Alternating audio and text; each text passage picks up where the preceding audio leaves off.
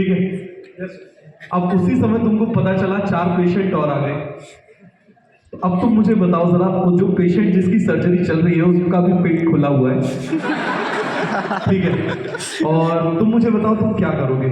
उस पेशेंट को छोड़ के दूसरे पेशेंट के पास भागोगे क्योंकि वो AITS में आ रहा है? तो बताओ क्या करोगे? और यदि ऐसा करोगे तो क्या होगा? ये पेशेंट भी मरेगा और वो पेशेंट भी मरेगा। क्यों? क्योंकि तुम्हारा ध्यान अभी उसी पेशेंट की डायग्नोसिस पे, उसके ट्रीटमेंट पे, उसके इन्वेस्टिगेशन पर लगा हुआ है।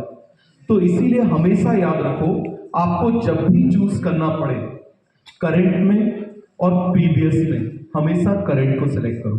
करंट को जब तक स्ट्रॉन्ग नहीं करोगे तब तक आप प्रीवियस को कवर नहीं कर सकते।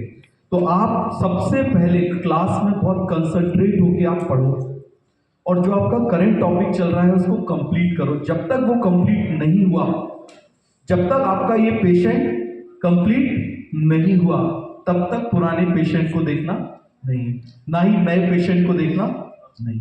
समझ में आ गया? वरना दोनों ही पेशेंट मरेंगे। समझ में आ गया?